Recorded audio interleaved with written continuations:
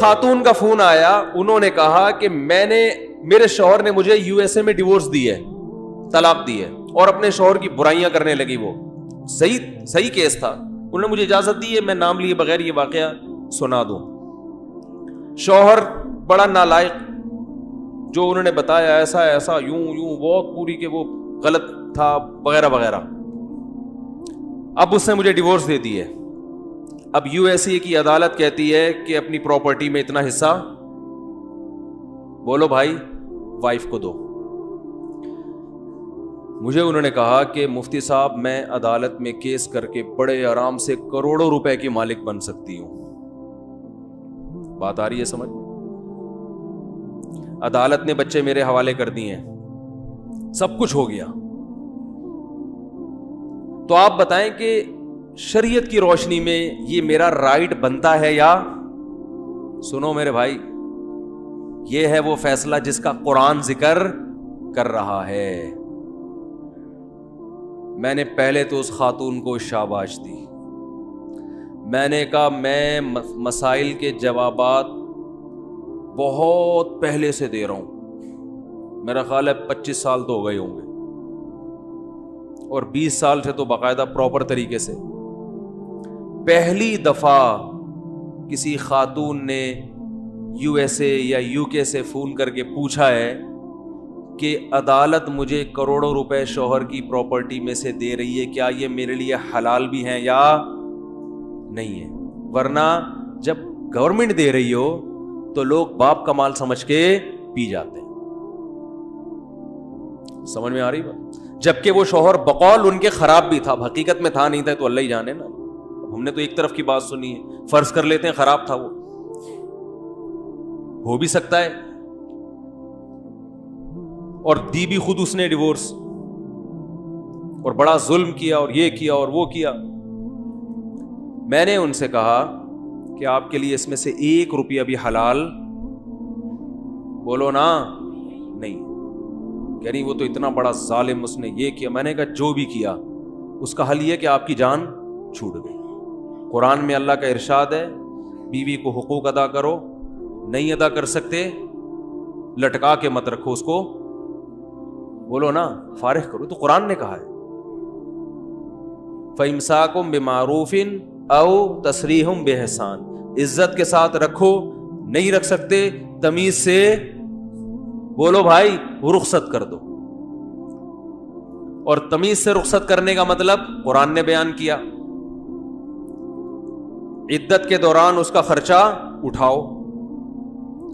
عدت کے بعد لا تعضلوہن ان ینکحن ازواجہن, عدت کے بعد کہیں اور نکاح کرنا چاہے تو رکاوٹ مت بنو. اب بدنام نہ کرو اس کو, ابے یہ تو ایسی تھی, ابے یہ تو ایسی, تاکہ کہیں اور شادی نہ ہو سکے اس کی. کسی بھی طرح سے اس کو دوبارہ نکاح سے مت روکو. اور جو کچھ اس کو تم دے چکے ہو فلا تأخذوا منہ شیئا, کسی ایک چیز کی بھی واپسی کا مطالبہ.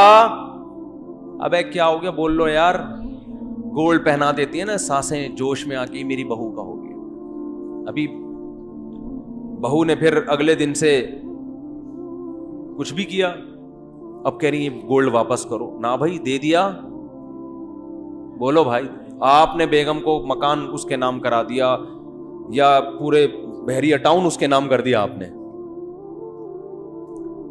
اب جب ڈیورس دیے قرآن کہہ رہا ہے لا تأخذوا منہ شیئا وَإِنْ آتَيْتُمْ إِحْدَاهُنَّ قِنْطَارًا فَلَا تَأْخُذُوا مِنْهُ شَيْئًا, سونے کا پہاڑ بھی دے دیا ہو تو واپسی کا مطالبہ مت کرو. تو میں نے کہا آپ کے شوہر نے آپ کو جو گفٹ دیے وہ آپ کے ہو گئے, اور اگر مہر نہیں دیا تو آپ مہر کا مطالبہ کر سکتی ہیں. انہوں نے کہا وہ تو نہیں دے گا مہر.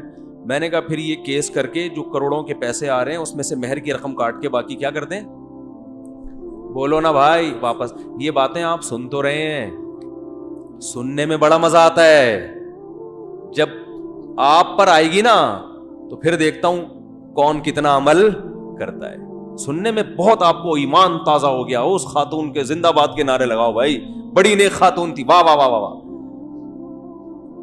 لیکن پریکٹیکلی ایسا ہوتا بولتے کیوں نہیں ہے, وہ تو بڑی نیک, میں نے تو اس کو بڑی دعائیں دی, میں نے کہا آپ تو ویسے ہی لگ رہے ہیں انشاءاللہ جنت میں جاؤ گی. کروڑوں روپے کون چھوڑتا ہے بھائی؟ اچھی خاصی جائیداد بن رہی تھی, اور پھر شوہر نے اتنا ستایا بھی ہو, پھر تو یہ تو بھی یہ ستانے کا کفارہ ہے, کفارے کے نام پہ.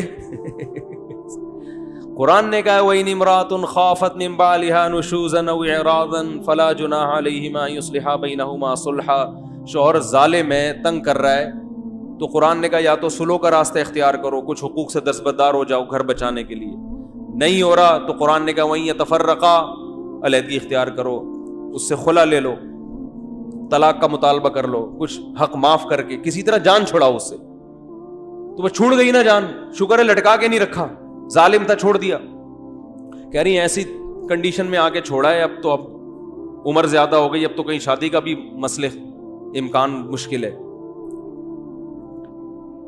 تو میں نے کہا بھائی دیکھیں اس پر تو سوچا جا سکتا ہے, غور کیا جا سکتا ہے, آپ نے پہلے طلاق کیوں نہیں لی اس سے؟ جب ظالم تھا تو پہلے ہی طلاق لے لیتی, اور اس نے لٹکایا, اتنا ٹائم کر دیا. یہ سب چیزوں کی سزا ہو سکتی ہے, کچھ بھی ہو سکتا ہے. پیسے حلال, ابھی تو بات چل رہی ہے اس کا, وہ اس کے جو ہے نا کیا اس نے کیا کیا نہیں کیا, یہ ایک الگ ٹاپک ہے.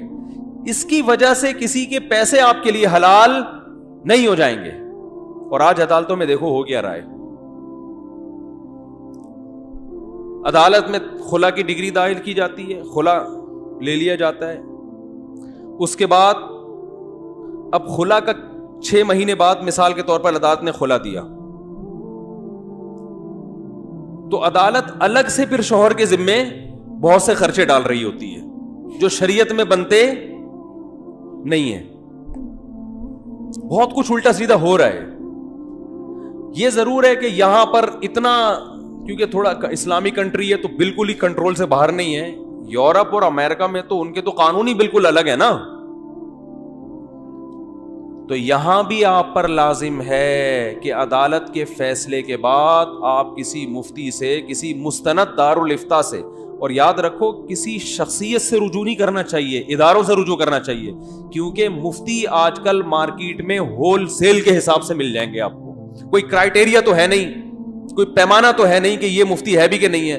ہر بڑے سے بڑا مکھنچو اس کے نام کے ساتھ مفتی لگا ہوا ہے. تو اسی طرح جب آپ کا کوئی اختلاف ہو کہ آپ کا حق بنتا ہے یا نہیں ہے, تو صرف عدالت کا فیصلہ کافی نہیں ہے, اور اس زمانے میں تو بالکل بھی کافی نہیں. خواتین عدالت سے خلا لے لیتی ہیں, کسی مفتی سے, مستند مفتی سے رابطہ نہیں کرتی, حالانکہ ان پر فرض ہے, کیونکہ بیوی کو حلال و حرام کرنا یہ کس کا کام ہے؟ اللہ کا. تو پوچھے گئی بھی اللہ کی نظر میں میرا نکاح ختم بھی ہوا ہے کہ نہیں ہوا ہے؟ یہ دیکھو جو ہم ایجاب و قبول کرتے ہیں اور نکاح ہو جاتا ہے, یہ کیا حکومت پاکستان نے ہمیں بتایا ایسے نکاح ہوتا ہے؟ بولو نا. کیونکہ قرآن و سنت سے پتہ چلتا ہے کہ بھئی ادھر ایجاب ہو, ادھر کیا ہو, قبول ہو, تو نکاح کیا ہو جائے گا؟ ہو جائے گا. تو حالانکہ وہ عدالت آپ کے نکاح کو اس وقت تک نہیں مانے گی جب تک نادرہ کا سرٹیفکیٹ نہیں ہوگا یا وہ سادہ نکاح نامہ نہیں ہوگا, نہیں مانے گی. لیکن شریعت کی نظر میں وہ نکاح ہو چکا ہے. کئی لوگ ایسے ہوتے ہیں کہ بچے پیدا ہو جاتے ہیں, پھر 6 سال کے بعد جا کے نکاح نامہ بنا رہے ہوتے ہیں. لیکن اگر عورت شوہر کے خلاف کیس کرے اور نکاح نامہ نہ ہو تو عدالت اس کی سماعت نہیں, وہ اپنی لحاظ سے صحیح کر رہی ہے, وہی اس کے پاس ثبوت ہی نہیں ہے. لیکن عورت کے لیے کیا اس بیس پہ شوہر کے خلاف کیس کرنا جائز ہوگا؟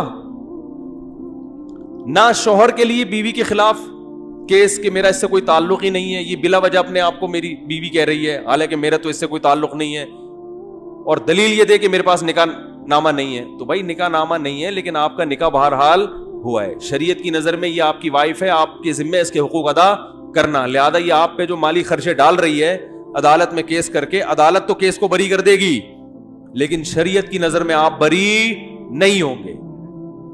بات آ رہی ہے سمجھ میں کہ نہیں آ رہی ہے؟ تو ایک بات کا آپ کو اپنے اوپر لازم کر لو, دیکھو یہ باتیں دنیا میں سمجھ میں نہیں آئیں گی لیکن اللہ کی نظر میں ان باتوں کی بہت ویلیو ہے. اللہ بس یہ دیکھتے ہیں کہ یہ مجھے کتنا مانتا ہے.